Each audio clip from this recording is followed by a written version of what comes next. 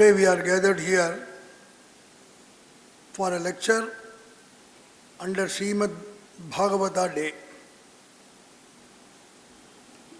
This is being conducted under the endowments of the great Professor Dr. M. Narasimhachari Memorial Endowment, Sri N.V. Raghavan and POZHAKUDI SUBRAMANIA IYER Endowments.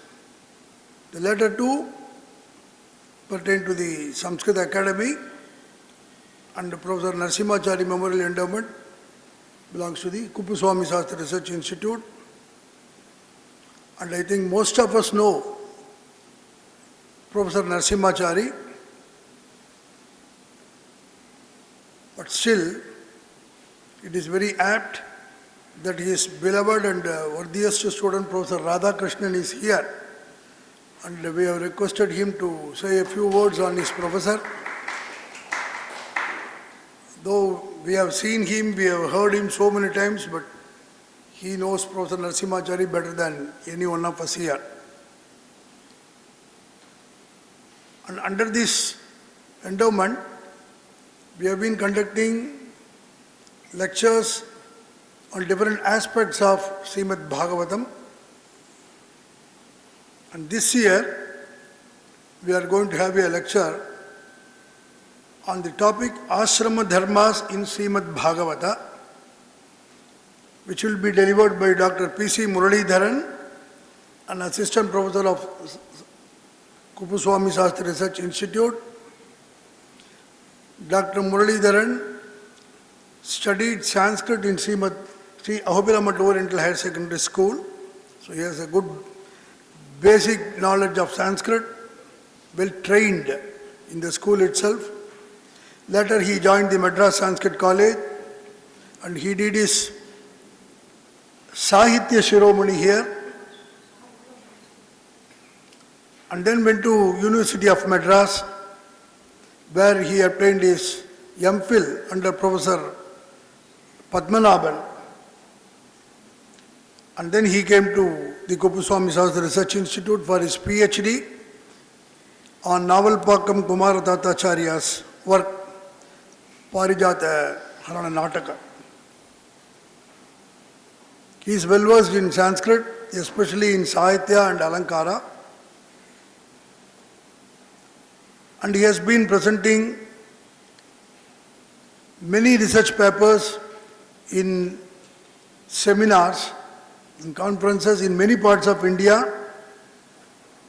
And recently in the World Sanskrit Conference held in Nepal, Kathmandu, Nepal, he also presented a paper. And he has also been contributing many articles in our journal and in other leading journals. And he has also been teaching texts on Sahitya and Alankara Shastra to those who come here seeking our assistance. Presently he is also handling Dhvanyaloka for the postgraduate students of Vivekananda College, Mylapore. And Dr. Muralidharan has already given talks in the KSRI as well as in the Sanskrit Academy. So he has chosen the topic ඈЩRAMA DHARMAS in SRIMAD BHAGAVATA for today's occasion. And before I request Dr. Muralidharan to give his lecture, I request my professor, Dr. C.S. Radhakrishnan, former professor of Sanskrit in Vivekananda College as well as head of the Department of Sanskrit in Pondicherry, Central University, Pondicherry. And Dr. Radhakrishnan is internationally very well known for his contribution in various aspects of Sanskrit literature. And like his professor, Professor Narasimhachari, he is also an Ashukavi. And the way he used to recite the verses, our past secretary C. B. Madhavan said, this itself shows that he is a student of Dr. Narasimhachari. Such a great scholar, and we are happy that he is amidst us today. Now I request Dr. C.S. Radhakrishnan sir to just talk about his professor Narasimhachari. Sri Chandrasekharam Vande Sri Jayendram Jagadgurum Vijayendram Tata Satya Chandrasekharam Anvaham Sadguru Charnarvindabhyam Namaha. My esteemed colleague Dr. Srinivasan, who is the President of the Sanskrit Academy, Dr. Balasubramanian, who is the Director of the KSRI, and the speaker for today, Dr. P.C. Muralidharan, and learned scholars who have assembled here to listen to the lecture, which is organized on a very significant day today, since it happens to be Ekadashi also. It's apt that we celebrate the Bhagavata, SRIMAD BHAGAVATA day today with a lecture by a good scholar.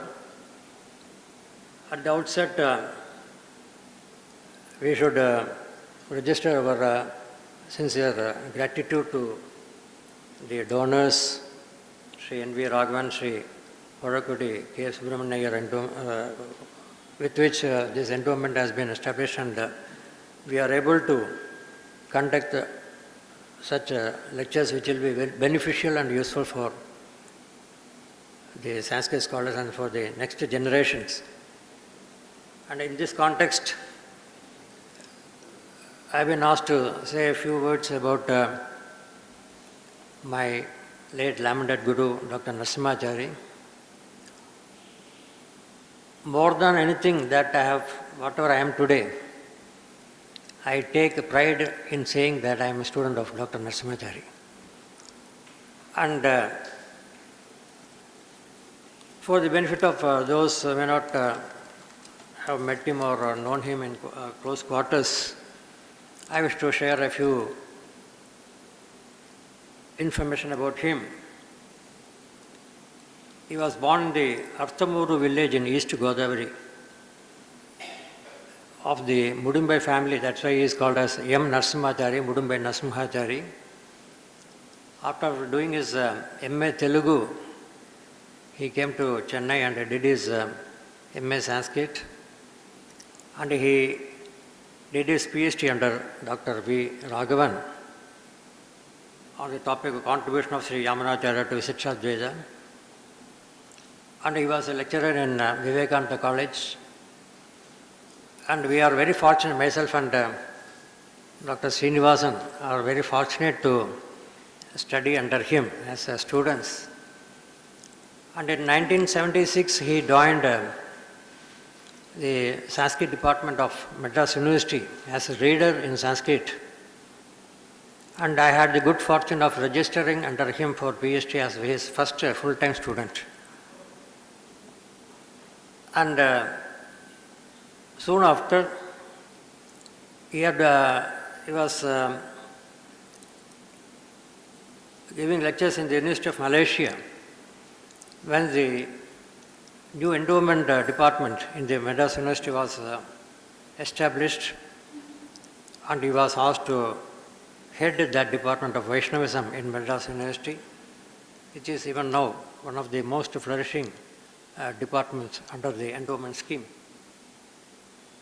And subsequently, he has visited Oxford University many times, and also the Mahatma Gandhi Institute in Mocha in Mauritius, where he served for many years. And it was during his service there in Mocha that unfortunately his health was not in good condition, and he had to come back to India. And before he came to India, he happened to visit on Chinmaya campus, where there was a mandir for Hanuman. And instantaneously he had composed Hanumat Panchachamaram, and he had sent it to me in email. And as a mark of respect for him, unfortunately when he passed away in 2013, on 6th March. Then soon after that, on the 13th day, I published that book in memory of him and distributed that. And when we were students of Dr. NARASIMHACHARI, as PhD students, we used to meet him in the evening when he would be comparatively free. And a few of us, myself and Dr. Usha Chauhan and Dr. Jayasri Hariharan, on whom also we have a lecture here. And he used to say, because we know that he was an Ashu Kavi, and he started narrating the Krishna Charitam. And he would ask us, which vrittam or meter do you want? Then we will say, each day we will say, today you please compose in Pushpidagra.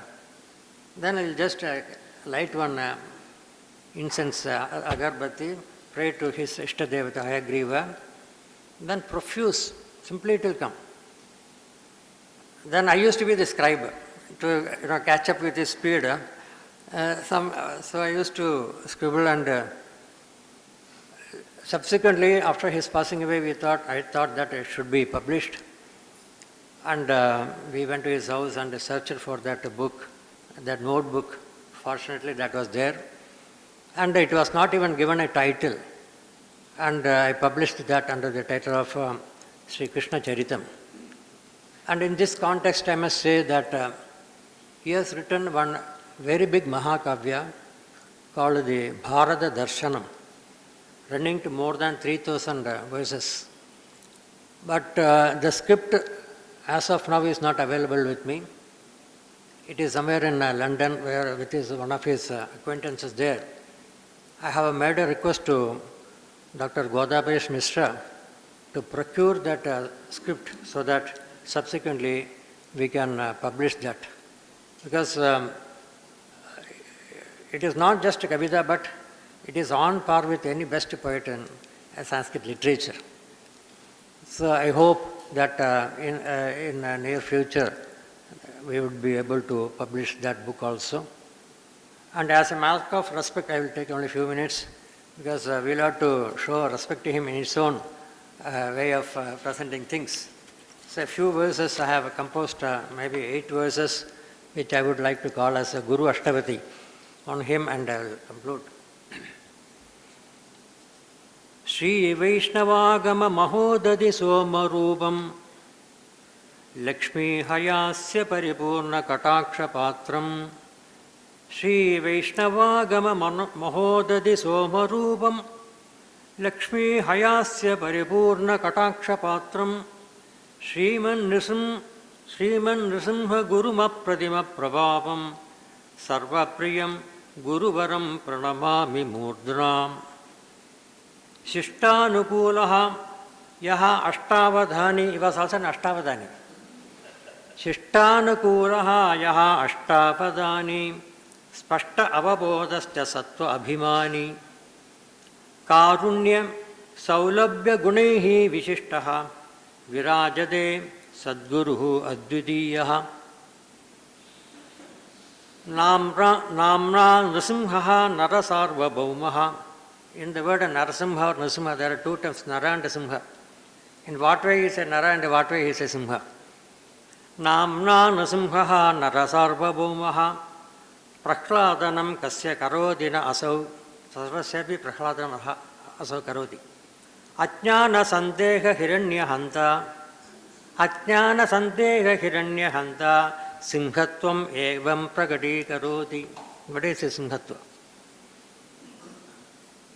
No samshayosmin vishaye buddhaha voho. No samshayosmin vishaye buddhaha voho. Punyena janmandara sanjitena. Asmabhihi aptasya shishyatvam aptam. Guroho gurunam pratamasya tasya. Asau kavischa ashu kavihi vishishya. Gunaihi Suvrittaihi Samalankratascha, all the terms in Alankara Shastra. असौ कविः च आशु कविः विशिष्य गुणैः सुवृत्तैः समलङ्कृतश्च स्वकीयरीत्या कथयति असौ कथाः सद्हृद्गताः भक्तिरसेन पूर्णाः रामायणं लक्ष्मणदर्शनं च, that is Ramanuja Darshana is Lakshmana Darshana. रामायणं लक्ष्मणदर्शनं च श्रीभारतं भागवतं पुराणं वेदाश्च वेदान्तमतं सुसारं गीत अभिधानं भगवत्प्रणीतं प्रमाणशास्त्रं यामुनासागम प्रामाण्य प्रमाणशास्त्रं वरयामुनेयं विष्णुआगमानां प्रतितं प्रमाणं श्रीपाणिनीयं विविधप्रकारं शास्त्रं करे अस्य आमलके कृतं भोः प्रतिष्ठिता अस्मिन् सुरभारते यथा तथा आन्ध्रवाणी तपसैव लब्धा. He was proficient in 3 languages, Sanskrit, Telugu and English. And he used to say, Andratvam Andhra Bhasha cha nalpasya tapasaha palam. To be born in Andhra and to learn that beautiful Sundar Telugu, we say, one should have done some tapas in the previous birth. Pradhishtita asmin surabharati yatha तथा आंध्रवाणी तपसैव लब्धा चकास्ति च अस्मिन् सुतरां मनोज्ञा आंग्लाख्य भाषा जगति प्रसिद्ध, the universal language. And in Oxford University, even great scholars like Gaumbridge used to attend his lectures.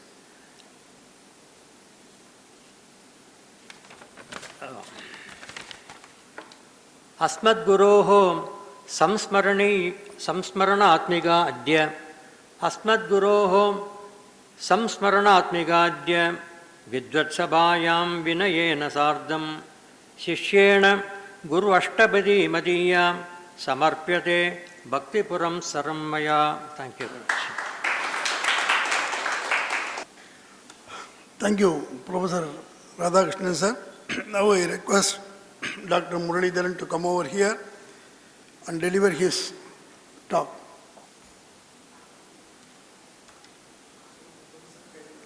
विशुद्धविज्ञानघनस्वरूपं विज्ञानविश्राणनबद्धदीक्षं दयानिधिं देहभृतां शरण्यं देवं हयग्रीवमहं प्रपद्ये.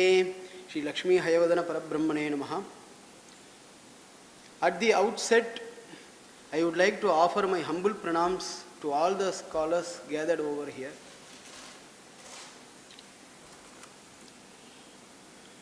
The Ashrama Dharmas are explained in 7th Skanda and 17th Skandas as well. The TTD publication 2004 of SRIMAD BHAGAVATAM is covered by 3 commentaries, while the Krishna Sastri edition, which is covered by 10 commentaries. In 7th Skanda, Yudhishthira's queries on Ashrama Dharmas have been addressed by sage Narada. In 11th Skandha, through the conversation between the Lord Krishna and Uddhava, the queries of later on Ashrama Dharmas have been promptly replied by the former. In 12th Adhyaya of 7th Skandha, the dharmas of brahmacharins and vanaprasthas are explained. In 13th Adhyaya, the dharmas pertaining to the sannyasa ashrama are discussed, and in 14th Adhyaya, grihastha ashrama dharmas are explained. In the case of 11th Skandha, chapter 17 delineates the dharmas pertaining to the brahmacharin and grihastha ashramas, and in 18th Adhyaya describes the dharmas pertaining to the vanaprastha ashramas and sannyasa ashramas. I am going to present now a few dharmas pertaining to the ashramas of all the 4.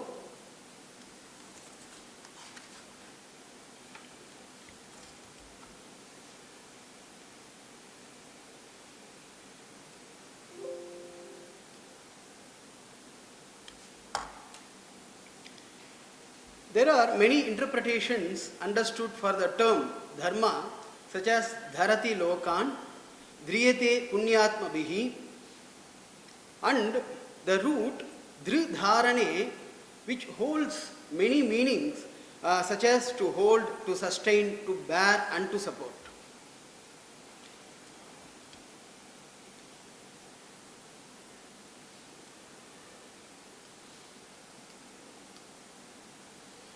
From the accounts of Shabdakalpa Druma, many synonyms are found used for the term dharma on the basis of citations of Amarakosha and the Mahabharata, such as Punya, Shreya, Sukrita, Vrisha. In Mahabharata, Nyaya, Swabhava, and Achara. In the commencement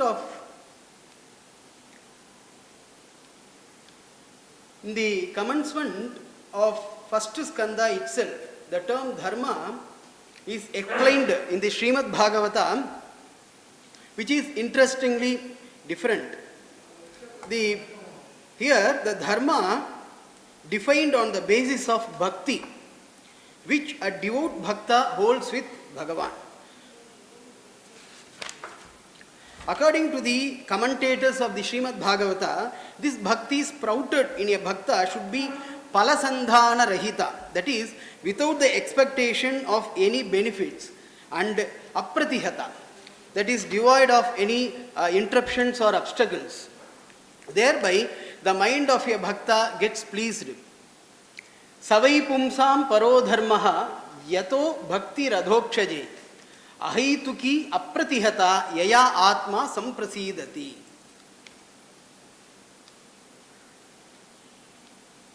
Another different interpretation for the term dharma is found in the SRIMAD BHAGAVATA. According to this interpretation, dharma is created by Bhagavan himself. Dharmam tu sakshat bhagavat pranitam.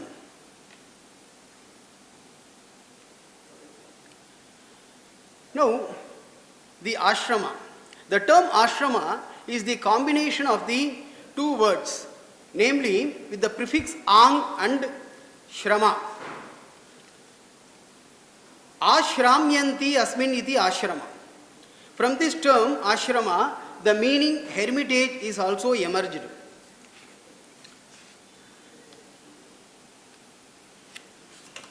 So, the ashrama has been classified into four types, namely the brahmacharya, grihastha, vanaprastha, and sannyasin.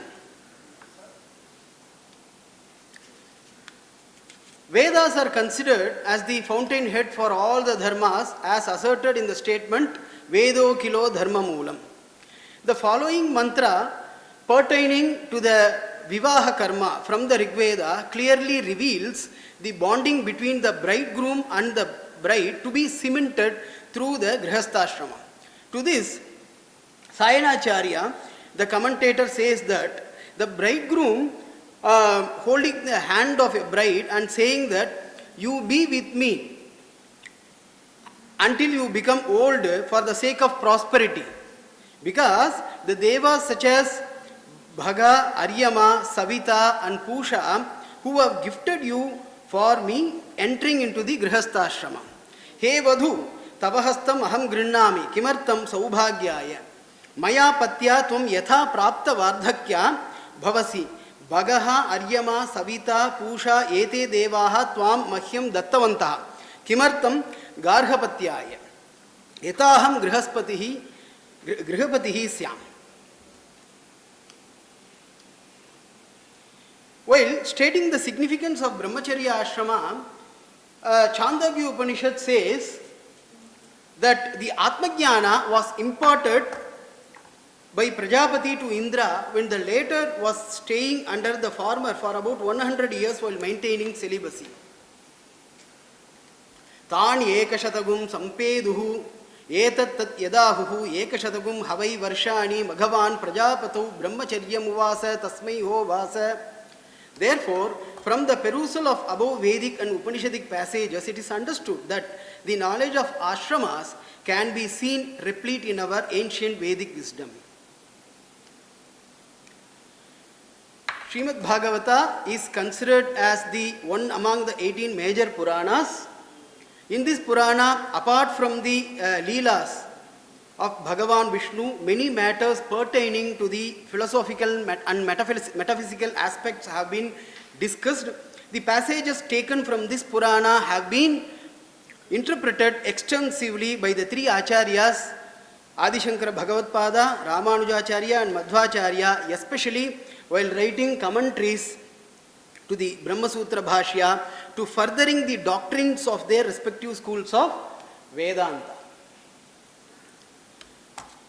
Though there have been commentaries written by various authors to Srimad Bhagavata, the commentaries, namely the Bhavartha Deepika written by Sridhara Swamin, Padartha Ratnavali written by Vijayadhvaja Tirtha, and Bhagavata Chandrika by Veera Raghavacharya, reflecting the doctrines of the three schools of Vedanta, the Advaita, Dvaita and Vishishta Advaita respectively, are significant among other commentaries. The Ashrama Dharmas will be explained in the light of Srimad Bhagavata in sequence. Srimad Bhagavata records the fact that the four ashramas have been emerged from the Virat Swarupa of Lord Vishnu.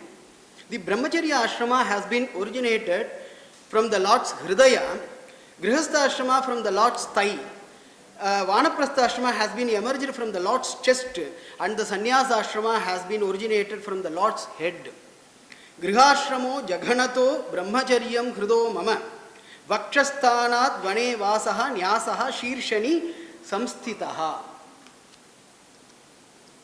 Veera Raghavacharya states in his commentary that the four varnas are coming under the category of jatis and the four ashramas that form part of activities, and hence both are complementing with one another, thereby the existing of both is intertwined with one another. Varnanam jati rupatvat ashramanam cha kriyatmakatvat tesham ashrameir vina pritak utpatti anupapattehe ashramanam. Brahmacharya ashrama dharmas. After undergoing the samskara such as jata karma, namakarana, etc. in an orderly manner, a person becomes dvija after the completion of upanayana samskara. A brahmacharin with a subdued mind should stay in the hermitage of a preceptor and can learn the Vedadhyena after getting the formal approval of the preceptor. Dvitiyam prapyanupurvyat janmopanayanam dvijaha vasan gurukule dantaha brahmadhiyita chahutaha. The brahmacharin is classified into two types, namely the upakurvana and naishtika. He who undergoes the Vedadhyena while offering service to the preceptor is known as upakurvana. The Swarupa of a Naishtika Brahmacharya is also explained in the Srimad Bhagavata. This type of Brahmacharya is described here as Brihadvarata, with the intention to enter into Brahmaloka through the Chandasloka, that is Mahalloka. He should be staying at the proximity of a preceptor for the sake of Swadhyaya. Yadyasu Chandasam Lokam Arokshan Brahma Vishtapam Gurave Vinyase Deham Swadhyayartam Brihadvrataha.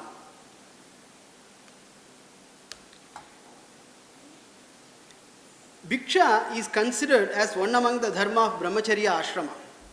Srimad Bhagavata states that a brahmacharin should venture out for the sake of bhiksha on both morning and at twilight. What he earned through bhiksha should be offered to Guru at first, and it can be taken thereafter with the formal approval of Guru. Occasionally, if the Guru does not give his assent to have food, then the brahmacharin should do fasting for that day. Sayam pratascharet bhaiksham guravet and nivedayet bhunjita yad yanupnyataha nochet upavaset kvachit. Veera Raghavacharya opines that with the intention to examine the devotion and dedication of the disciple, Guru sometimes may venture into such examining gestures. Kadachit इत्यनेन तन्मनः परीक्षायै कदाचित् गुरुः न आज्ञापयेत् इति. The attire of brahmacharin is described in Srimad Bhagavata thus: a brahmacharin should make himself presentable with proper attire that have been prescribed in the Shastras. Accordingly, he should have the mekala, ajinavasa, jata, danda, kamandalu, upavita and pavitra. Mekala jina vasamsi jata danda kamandalun bibriyad upavitam cha darbhapanir yathoditam. A brahmacharin should learn the Vedas along with its accessories on the basis of his intellectual prowess. During the period of his adhyayana, he can learn the Upanishads also. Emphasis is given here for the learning of Vedas along with its meaning. After the Vedadhyayana, he can leave the hermitage after offering the dakshina desirable to Guru and enter into the grihasthashrama or sannyasashrama, or he can continue to be in brahmacharya ashrama itself by living in the forest. Ushittvaivam gurukule dvijodhitya avabudhya cha trayi sangopanishadam yavadartham yatha balam dattva varam anujñāto guroh kāmam yadīśvaraha griham vanam va pravishet pravraje tatra va vaset.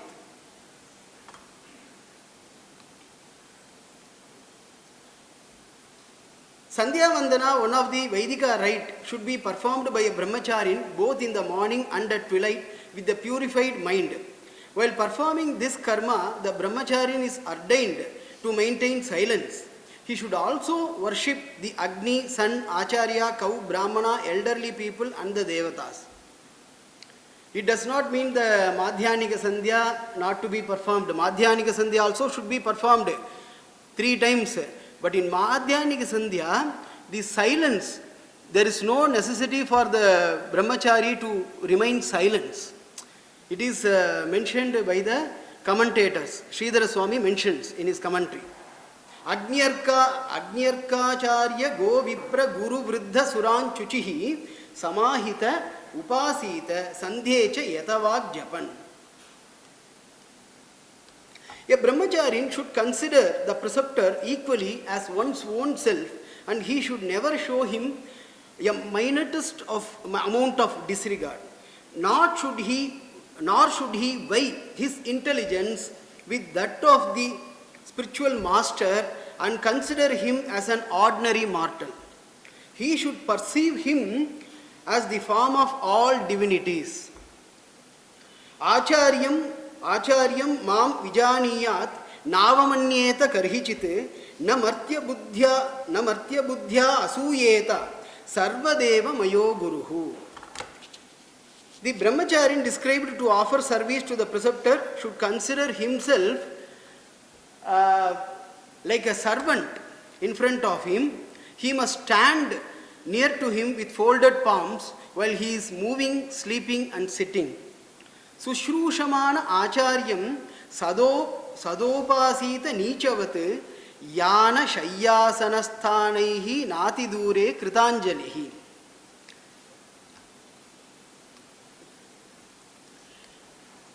Srimad Bhagavata makes an emphasis that a person who is practicing the Grihastha Ashrama Dharmas should perform the sacrifices in accordance with the rules prescribed in the Shastras with the money that has been earned either honestly or obtained incidentally without oppressing his dependents. Yadrichayopapannena shuklena uparjitena va dhanenapi yen bhrutyan nyayenaiva aharet kratun. A Grihastha Ashrami should consider his association with the family members like son, wife, friend and relatives is just like the meeting of travelers on the road. They remain together as long as the body exists and then they will perish just like the occurrence of a dream during the state of sleeping and gets disappeared in the awakening state. Putra dharapta bandhunam sangamaha pantha sangamaha anudeham viyantyete swapno nidranugo yatha.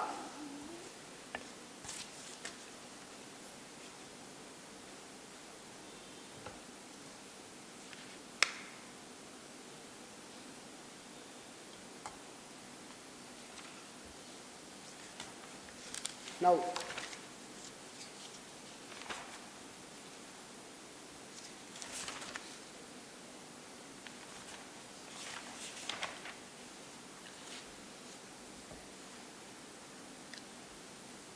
a grihastha should make his living with what has been left out in sacrifices.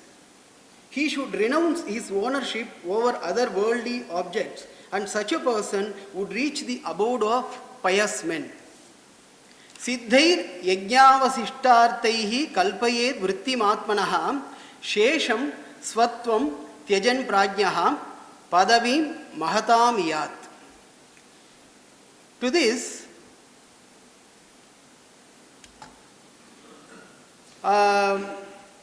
Veeraraghavacharya says, whatever the leftover food offered in the Vedika rites, such as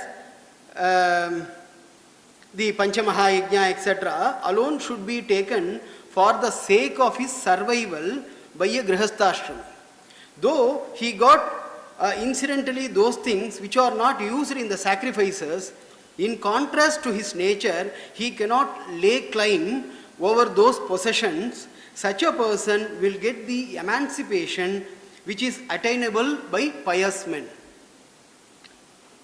Daiva labdhaihi yajnavasishtaihi panchamaha yajnadibihi avaseshitaihi eva annaihi annadibihi atmanaha swasya vrittim pranadharana rupam kalpayet sheshe yajnad yanupayukte svritti anupayukte cha daiva labdepyarte swatvabhimanam tyajet स्वत्वाभिमानं त्यजेत प्राज्ञः एवं with ज्ञानवान महतां पदवीं महद्भिः गम्यां मुक्तिरूपां पदवीं प्राप्नुयात्.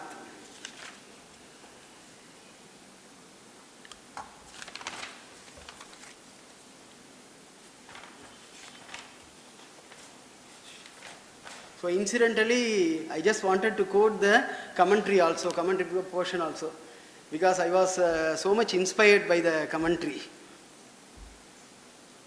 Now, with regard to the Panchamahayajnas, in SRIMAD BHAGAVATA, how a householder should perform the Panchamahayajnas, the propitiating of Paramatma through the 5 people, the Devas, the Rishis, the humans, the Bhutas and the Pitrus. Devan Rishin Bhutani Pitrun Atmanam Anvaham Swavritya Gatavrittena Yajeta Purusham Prithak. Now, the Agnihotra and other sacrifices,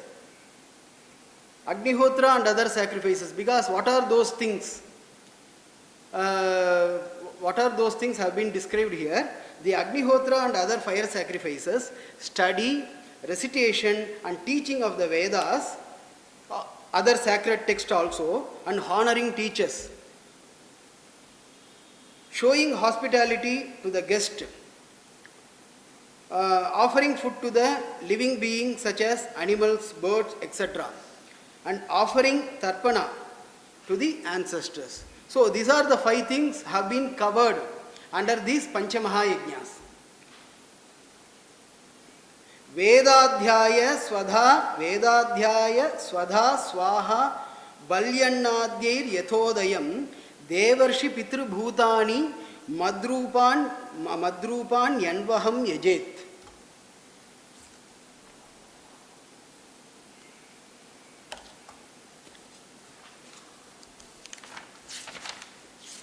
The Mahalaya Shraddha also is included in the dharmas of Grihastha Ashrama. Srimad Bhagavata delineates the time for the Mahalaya Shraddha to be performed by a Grihastha-ashrami. In Praushthapada Masa, in Krishna Paksha, the Grihastha-ashrami who is rich is urged to perform the Mahalaya Shraddha for his parents and to those of his relatives, to those deceased relatives such as Pitamaha, Matamaha, etc., according to his wealth. That we have to look into that aspect, wealth. So he is a rich man, but he should, accordingly, he should do that. So that is here emphasized. Kuryad aparapakshiyam masi prosthapade dvijaha shraddham pitror yatha vittam tad bandhunam cha vittavan.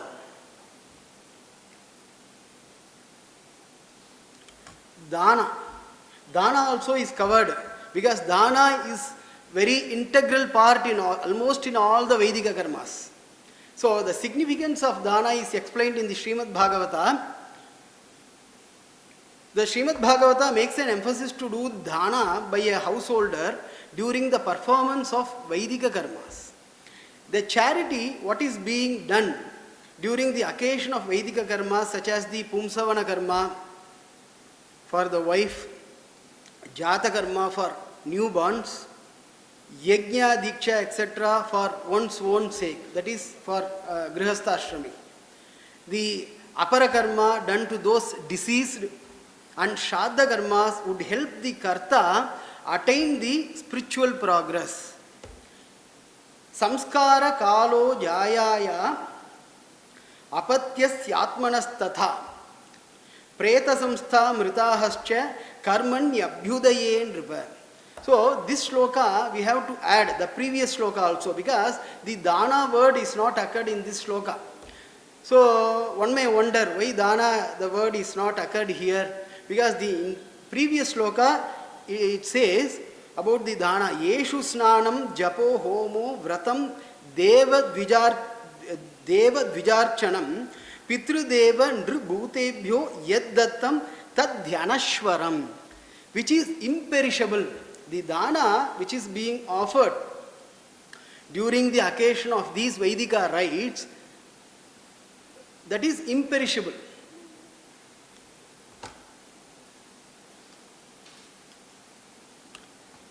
Now, apart from the dharmas, there are Samanya dharmas also explained in Srimad Bhagavata. Samanya dharma in the sense, Samanya dharma that are applicable to the householder, Grihastha ashrama.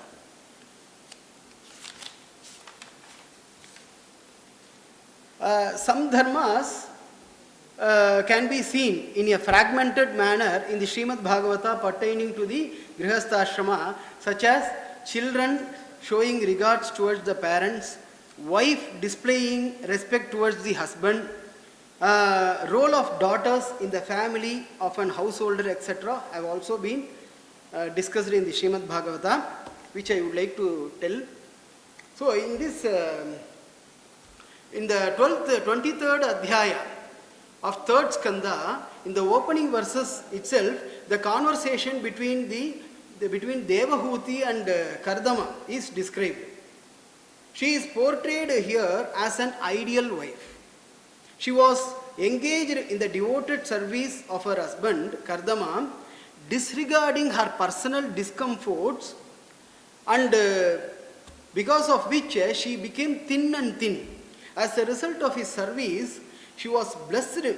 The elated Kardama, he blessed his wife Devahuti to have all the prosperities.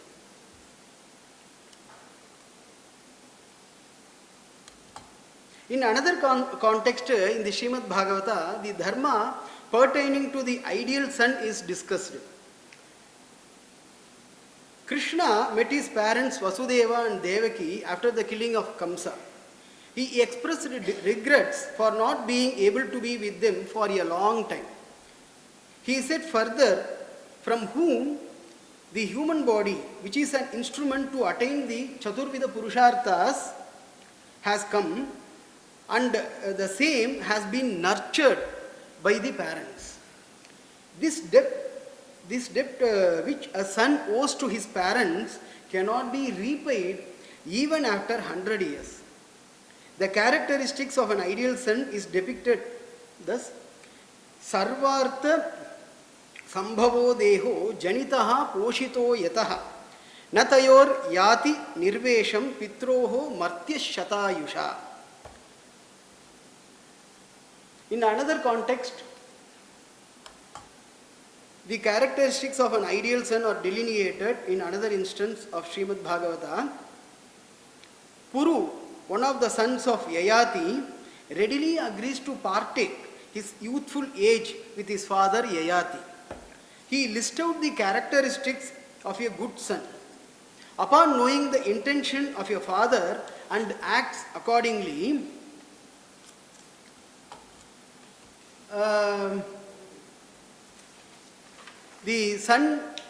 the characteristics of a son is being listed out. Okay, so under there are 4 types of son.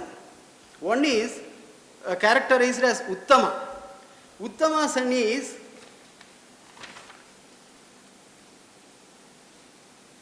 upon knowing the intention of your father and acts accordingly, such a son is characterized as Uttama.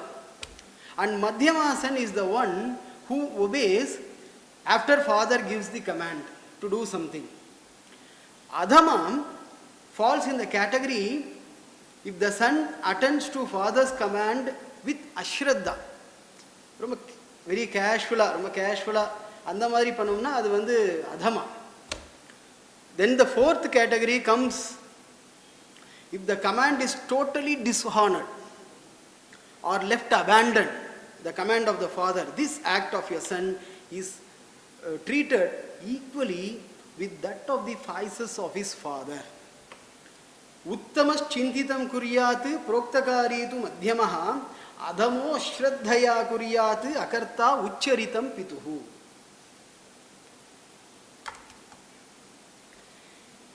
The dharmas with regard to providing proper care to the aged parents by a duty-bound son are explained beautifully in the SRIMAD BHAGAVATA.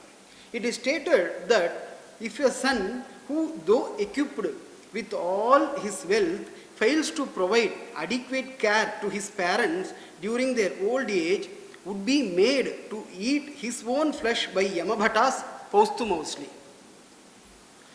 A son, though capable of providing care to the aged parents, the son who is supposed to provide proper care to these people, they are wife, aged parents, wife, child, guru, brahmana, and even to the person seeking shelter. But if he fails to do so, he is considered as dead though breathing. Yastayohu atmajah kalyaha atmanacha dhanenacha vrittim na dadyat tam pretya swamamsam khadayantihi mataram pitaram vruddham bharyam sadvim sutam sishum gurum vipram prapannam cha kalyo vibhrat shwasan mritaha.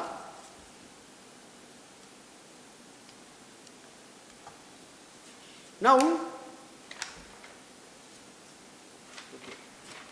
the term Vanaprastha, in SRIMAD BHAGAVATA, the dharmas pertaining to the Vanaprastha ashrama are elaborately described in the 12th adhyaya. Here, see, a Vanaprastha can make the charu and purodasha, the materials used for sacrifices for sake of offerings to the deities, should be made out of the grains grown naturally in the forest.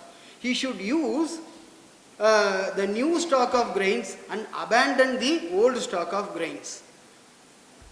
Vanyais charu purodashan nirvapen nitya choditan labdhe nave navennadye puranam tu parityajet.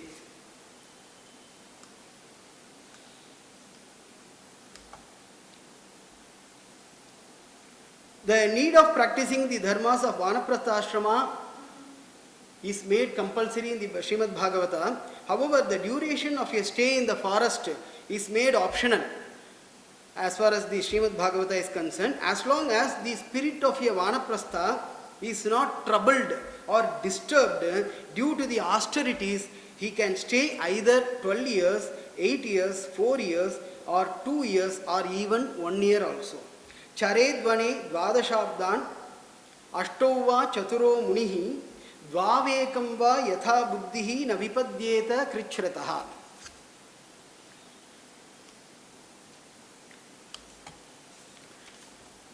A Vanaprastha is instructed to stay in the forest with a tranquil mind and spend the third part of his life. Because each span is divided into 25 years. So the third part of his life he is supposed to spend in the forest. So during the transition from Grihasthashrama to Vanaprastha, the Vanaprastha either can take his wife along or he can entrust that responsibility to his son. Vanam vivikshuhu putreshu bharyam nyasya sahaiva va vanayeva vase chantaha tritiyam bhagam ayushaha.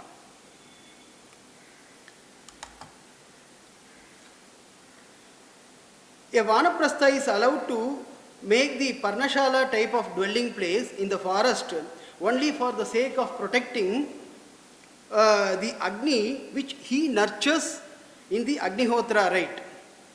He can make the caves of mountains as his dwelling place, but he should have the endurance to withstand the discomforts caused due to the 6 natural phenomena such as snow, wind, fire, rains, and the heat caused by sun. Agnyarthameva sharanam utajam vadri kandaram shramyeta shrayeta himavai vagni varsharkatapa shat swayam.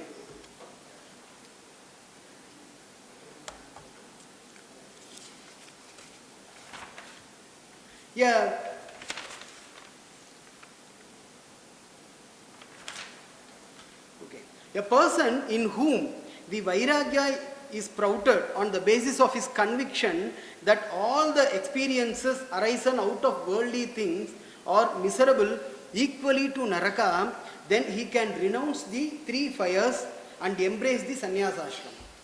Yada karma vipakeshu lokeshu nirayatmasu virago jayate samyam nyastagnihi prabrajet tataha.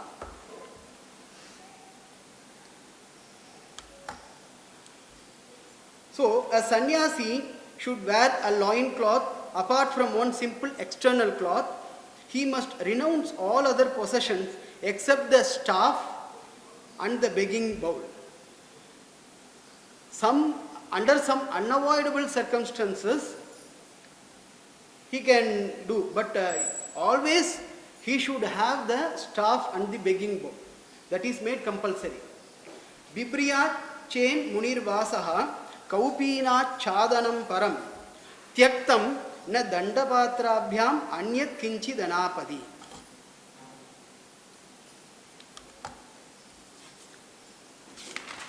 This is very interesting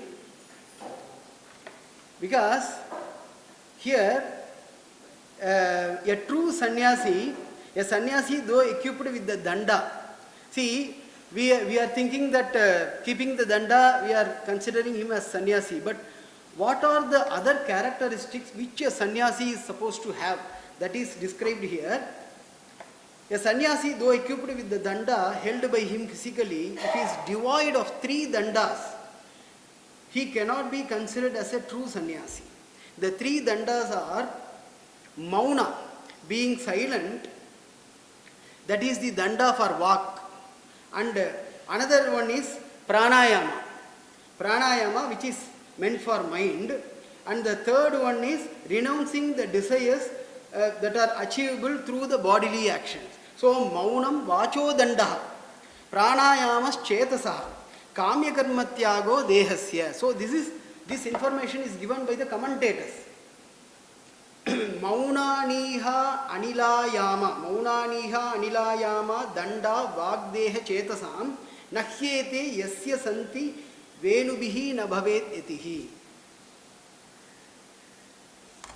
Now, the 4 categories of sannyasi. This classification is because in Srimad Bhagavata we find the fourfold divisions of sannyasi. This classification is being done on the basis of varying levels in the progress of the jnana and vairagya. Depends on the four types of sannyasis are categorized. They are Kutichaka, Bhakvoda, Hamsa and Nishkriya. Nyase Kutichaka Purvam Bhakvodo Hamsa Nishkriyam. According to the commentary of Sridhara Swamins, these fourfold divisions of sannyasi are described here. Kutichaka is the one who lives in a hut and enjoins the duties prescribed to his ashrama. Kutichakaha swashrama karma pradhanaha. Bhakvoda is considering the karmas as gauna, that is secondary, and gives importance to jnana. Bhakvodaha karma utsarjani kritya jnana pradhanaha. Then the third category known as Hamsa, who is committed in practicing the jnana alone. Hamsaha jnanabhyasa nishtaha. And the fourth category, the last type is Nishkriya. He is also known as Paramahamsa. He gives up all the activities and remains engaged ever in the consciousness of Paramatma. So Nishkriyaha Prapta Tattvaha. So in these fourfold divisions, the sannyasi is in the successive order considered to be superior from one another, opines the commentator. Etecha sarve etottaram shreshtaha.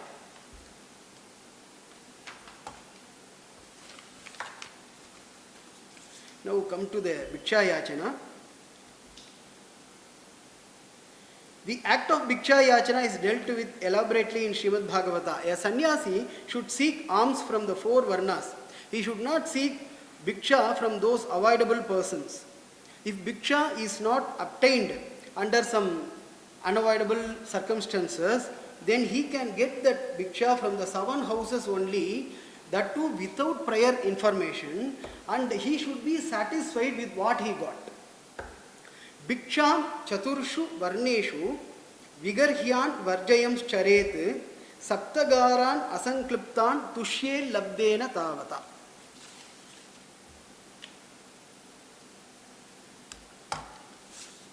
So the food obtained through Bhiksha should be consumed by the sannyasi either outside the village or near water bodies. Before consumption, the food has to be, the prokshana has to be done over the food, and it should be offered to the deities, devatas. If anybody comes seeking the food, it should be given to them, and then only he can have the food. Bahir jalashayam gatva tatropasprisya vak yataha vibhajya pavitam shesham gunjita sesham ahritam.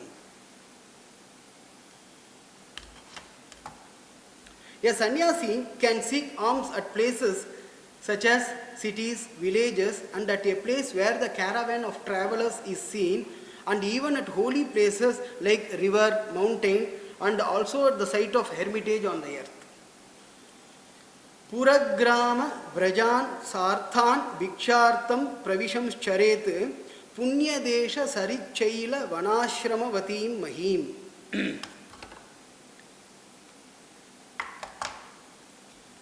So the Bhikshana which is obtained should be a naturally sourced one.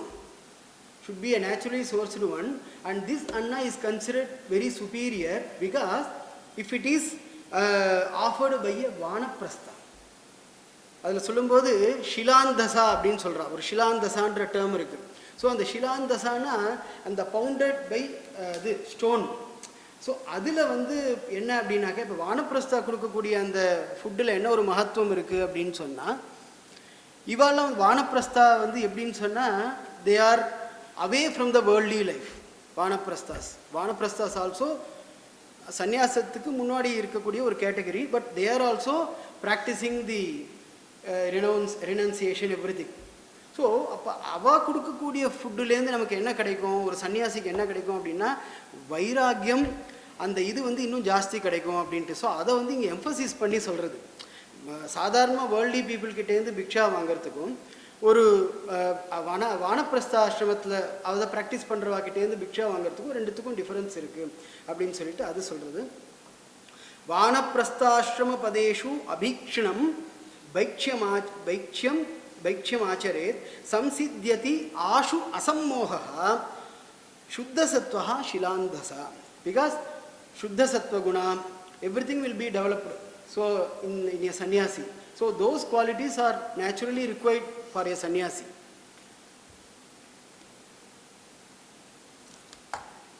Now, now we are coming to the concluding part of the lecture. Because so far, we have seen for being a good sannyasi, what are those characteristics are required. Now, the characteristics which are described in these verses are not suitable for the yati. So, the yatis should learn what are those characteristics which are not suitable for the yatis. So, the yatis, I just wanted to show you the contrast. That is why I have taken this also. So, SRIMAD BHAGAVATA lists out the characteristics that are not suitable for those sannyasis who are trying to etch out their living by holding merely the staff. A sannyasin who did not conquer the Arishadvargas, namely the Kama, Krodha, Lobha, Moha, Mada and Matsarya, and did not control his sense organs, and in whom the jnana and vairagya have not been sprouted yet, such a sannyasin by means of danda only he makes his living and nothing else. So, yastu asamyata shadvargaha prachandendriya saratihi jnana vairagya rahitaha tridandam upajivati.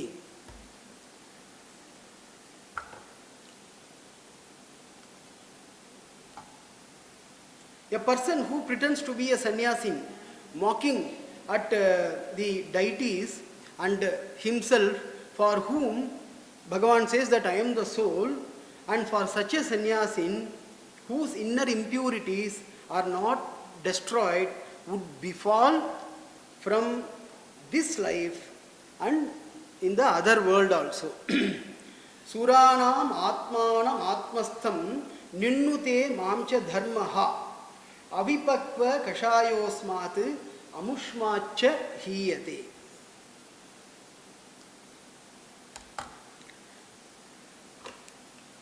Now, the delineation of ashrama dharmas in the SRIMAD BHAGAVATA is not only confined to the particular specific chapters alone. There may be stray references to these dharmas in the SRIMAD BHAGAVATA which may require further research. Also, when I was preparing this paper, it was so astounding for me because the interpretations of the commentators upon various aspects of dharma that also require deep research. So, with these words, let me conclude my lecture. I offer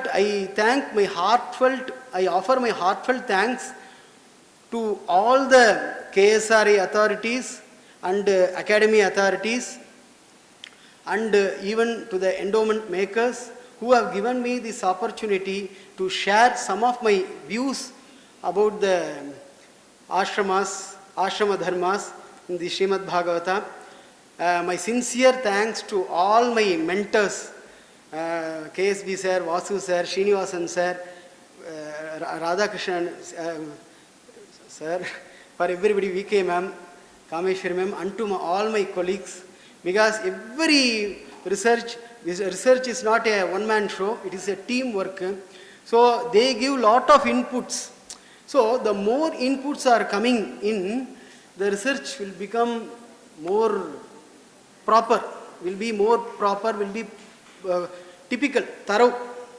Okay. So with these words, let me conclude my lecture. I thank one and all. Thank you.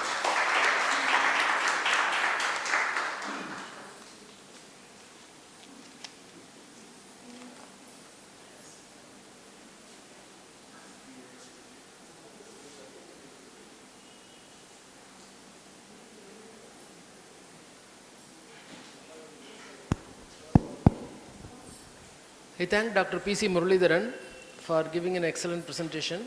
On behalf of Sanskrit Academy, we present this cash memento to him.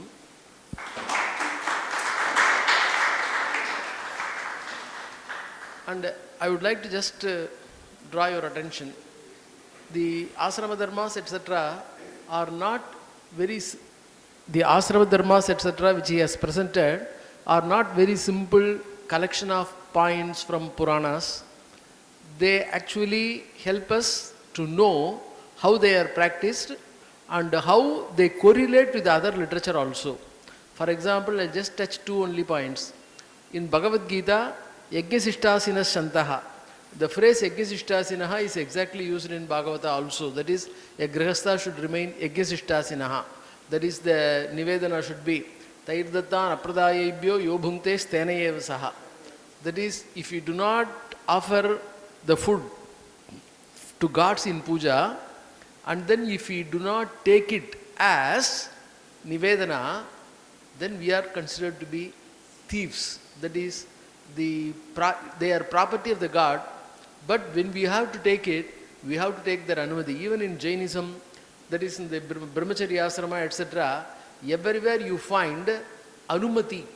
That is, when food is there, the food is to be, we have to take permission from the requisite people to consume it. So, when food is served, even in our houses, grihastha, siddham, asmakam nityam astu etate, antrutanda apati intrudarum. Like that, everywhere you have to use the word, asmakam nityam astu etate. That prayer should be there. And then anumati should be taken. Of course, then afterwards, pariseshana and other things comes. So, all these things, that is the prayers, anumati and other things are there. While just using the word grihastha, brahmacharya, etc., and vanaprastha sannyasi also, he has used the word. The vanaprastha are referred to, not exactly, though not in the terms. The categories of vanaprastha like gorachara, etc., they have been referred to in Vamana's Kavyalankara Sutravritti and Rajasekara's Kavya Mimamsa. That is how they are great poets and how they are what is called the types of the life which is being dealt with.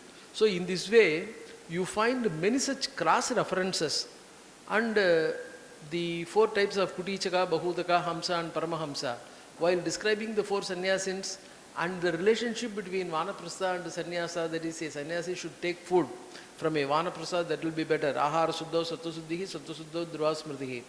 This is how you find it in Chandogya Upanishad also. In this way, many cross references are there, and we are able to recollect all those things. So it is a beautiful topic, and he has collected nice points, not only just from Bhagavata, but he has gone through the commentaries of the respective teachers. That is, Vishishtadvaita, Dvaita, Advaita teachers. Generally, Sridharacharya is very famous, but other teachers also he has gone through their points also, wherever it is required, wherever it is relevant, wherever it becomes important point. Those points also he has collected and presented them. In this way, he has presented a beautiful lecture and nice points which may be useful for us to understand the ancient system of life, etc. when we present for the students, research students, when they try to present different poetry books, when they take it up, when they try to analyze the other literature and other things, it may be useful where to look for, what to look for, how the cross references are there. Thank you, Mr. Muralidharan, for a nice and beautiful lecture.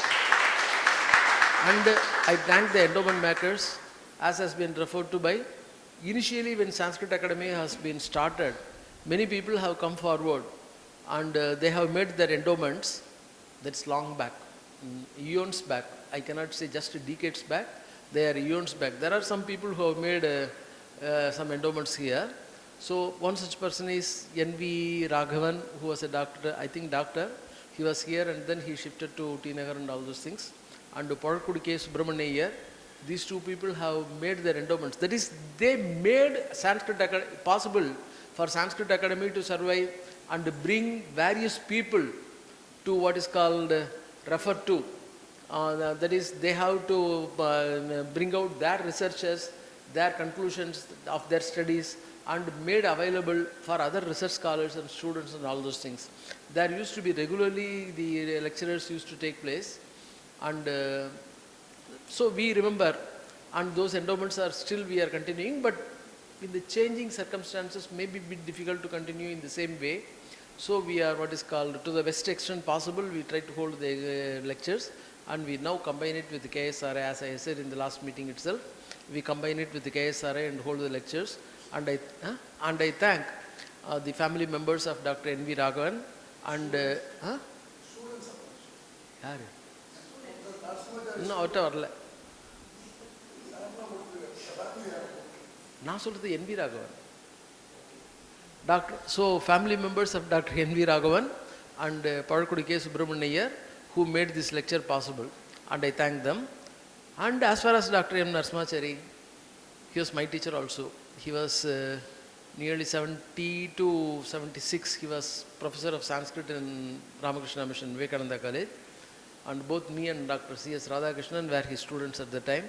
I was student of undergraduate class, and Radhakrishnan had a chance to study both the UG and PG under him. Not only that, PhD also. He migrated to university, and Radhakrishnan also joined him. And Vivekananda College started research department with Dr. M. Narasimhachari as the guide. Only with he was the first guide, and the students also, Dr. S. Viswanathan and Dr. S. Ramaratnam, they enrolled under him in Vivekananda College. So this is how the department started, and I had the opportunity to study Laghu Siddhanta Kaumudi and Sishupala, the second canto, with Dr. Narasimhachari when I was a student. And not only that, when I was joining MA, he shifted to university, so I did not have the fortune to study him UG class or PG class. But when I met him after my PG class, he asked me to come on a particular day, and then for nearly 3 hours or so, he gave a thorough, complete overview and idea of a research methodology, how we have to proceed, how the books should be studied, how library should be used, how Bahuda Srotavyam, Bahusrotavyam, Bahubhya Srotavyam, how it should be used and exploited, all those informations.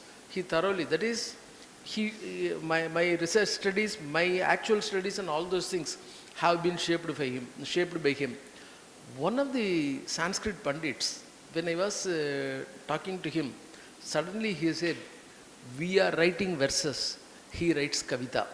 So it was that is how the Kalpana Shakti was there in his poetry, how he is able to bring out beautifully all those things. So such was a very great, and it is what is called, anyone who comes into contact, not even as a student, who comes into contact can never fail to be inspired by him. And his wife also a great professor. She was a professor of geography in Queen Mary's College. She was a student of Iravati, and she is also very well-known geography professor. Many of students were there well-known. In fact, Vivekananda College had a geography department earlier. Okay. Now, the students of Dr. M. Narasimhachari, especially Dr. C.S. Radhakrishnan, they have made this endowment in the name of their teacher and in KSRI. So now, I thank those people who have made this endowment possible and bring out the greatness, the inspiring nature of Dr. Narasimhachari to the present day students. So I thank all those teachers, and I convey my pranams and namaskarams to my teacher. He must be there as a Nityasuri. So I offer my namaskarams to him. I offer all my salutations and thanks to all of you who have just made it possible to be present here to attend this lecture. I thank everyone.